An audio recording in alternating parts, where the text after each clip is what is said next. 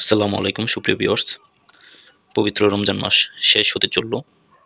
তো এই মাসে জাকাত দেওয়ার একটি বিধান রয়েছে।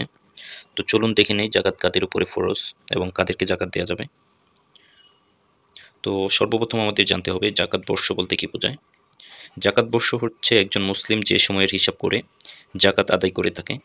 ইসলামী শরিয়ায় যে কোনো ইবাদতে সময়ের মাপকাঠি বিবেচনা করা হয় চন্দ্র মাসকে কেন্দ্র করে। চন্দ্র বৎসর 354 দিনে হয়। সৌর বৎসর বা ইংরেজি বছরের হিসেবে 365 দিনে হয়ে থাকে। এজন্য চান্দ্র মাসের তথা আরবি মাসের হিসেবে 2.5%, সৌর মাসের হিসেবে 2.58% হিসেবে জাকাত দিতে হয়। জাকাত আল কোরআনের নামাজের নির্দেশ যেমন 82 বার রয়েছে, অনুরূপ প্রত্যক্ষ ও পরোক্ষভাবে জাকাতের নির্দেশনাও 82 বার রয়েছে। পবিত্র কোরআনে জাকাত আদায়ের নির্দেশ দিয়ে মহান আল্লাহ তাআলা বলেন, বিসমিল্লাহির রহমানির রহিম, ওয়াকিমুস সালাতা ওয়াতুজ যাকাতা, তোমরা নামাজ আদায় করো এবং জাকাত প্রদান করো। সূরা বাকারার 110 নম্বর আয়াত। তো যেসব ক্ষেত্রে জাকাত প্রযোজ্য হবে, আপনার কোন কোন সম্পত্তি থাকলে বা কোন কোন বিষয় থাকলে আপনি জাকাত দিতে পারবেন।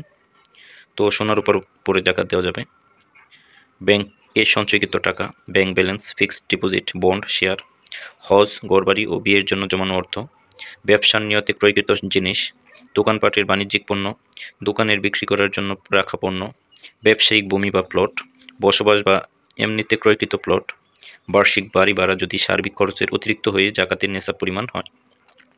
তো মহান আল্লাহ তাআলা পবিত্র কোরআনে 8টি খাতে জাকাত প্রদান করার কথা বলেছেন। তো প্রথম খাতটি হচ্ছে ফকির। এই ফকির শ্রেণীকে জাকাত দেওয়া যাবে। নিঃসম্বল ভিক্ষাপ্রার্থী, যাকে আল্লাহ তাআলা জাকাতের 8টি খাতে প্রথমে উল্লেখ করেছেন। দ্বিতীয় নম্বর হচ্ছে মিসকিন। মিসকিনকে জাকাত দিতে হবে। জাকাত প্রদানের 8টি খাতের মধ্যে দ্বিতীয় খাত হিসেবে আল্লাহ তাআলা মিসকিনকে উল্লেখ করেছেন। আর মিসকিন হলো ওই ব্যক্তি যে নিজের প্রয়োজন মেটাতেও পারে না, মুখ ফুটে চাইতেও পারে না, বাহ্যিকভাবে তাকে সচ্ছল বলেই মনে হয়। অর্থাৎ এমন ব্যক্তি। ফকির হচ্ছে যিনি দাঁড়িয়ে দাঁড়িয়ে চেয়ে ভিক্ষা করে থাকে। আর মিসকিন হচ্ছে যে ব্যক্তি আমরা তাকে সচ্ছল ভাবে কিন্তু প্রকৃত অর্থে তিনি খুব আর্থিক কষ্টে ভুগছেন, এই ধরনের ব্যক্তিকে মিসকিন বলা হয়, যিনি অন্যের কাছে চাইতে পারেন না। রাসূলুল্লাহ সাল্লাল্লাহু আলাইহি ওয়াসাল্লাম বলেছেন, এমন ব্যক্তি মিসকিন নয় যে এক মুঠো দুমুঠো খাবারের জন্য বা দুই একটি খেজুরের জন্য মানুষের দাঁড়িয়ে দাঁড়িয়ে ঘুরে বেড়ায় এবং তাকে তা দেওয়া হলে ফিরে আসে। বরং প্রকৃত মিসকিন হলো সে ব্যক্তি যার প্রয়োজন পূরণ করার মতো যথেষ্ট সঙ্গতি নেই, অথচ তাকে চেনাও যায় না, যাতে লোকে তাকে সাদাকা করতে পারে এবং সে নিজেও মানুষের নিকট কিছু চায় না। 3 নম্বর রয়েছে জাকাত আদায়কারী ও হেফাজতকারী। আল্লাহ তাআলা জাকাত প্রদানের তৃতীয় খাত হিসেবে ওই ব্যক্তিকে উল্লেখ করেছেন যে ব্যক্তি জাকাত আদায়, হেফাজত ও বন্টনের কাজে নিয়োজিত। অতএব উক্ত ব্যক্তি সম্পদশালী হলেও সে চাইলে জাকাতের অংশ গ্রহণ করতে পারবে।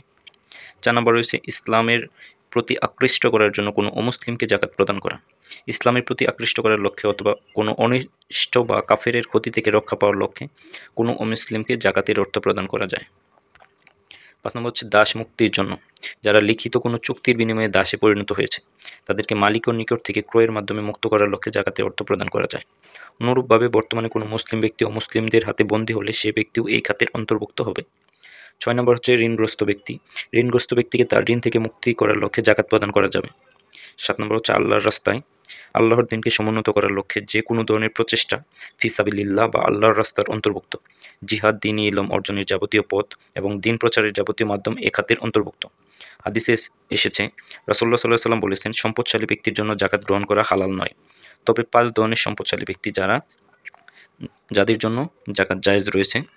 1 নম্বর আল্লাহর পথে জিহাদরত ব্যক্তি, জাকাত আদায়ে নিয়োজিত কর্মচারী, ঋণগ্রস্ত ব্যক্তি, যে ব্যক্তি জাকাতের মাল নিজ মাল দ্বারা ক্রয় করেছে এবং মিসকিন প্রতিবেশী তার প্রাপ্ত জাকাত থেকে ধনী ব্যক্তিকে উপঢৌকন দিয়েছে। তারপর 8 নম্বর হচ্ছে মুসাফির, সফরে গিয়ে যার পাথেয় শেষ হয়ে গিয়েছে, সে ব্যক্তিকে জাকাতের অর্থ প্রদান করে বাড়ি পর্যন্ত পৌঁছানোর ব্যবস্থা করতে জাকাতের অর্থ দান করা যাবে। এক্ষেত্রে উক্ত মুসাফির সম্পদশালী হলেও তাকে জাকাত প্রদান করা যাবে। তো আল্লাহ পাক আমাদেরকে সকলকে জাকাত দেওয়ার তৌফিক দান করুন। তো সব ভালো থাকুন, সুস্থ থাকুন, দেখা হবে অন্য কোনো ভিডিওতে।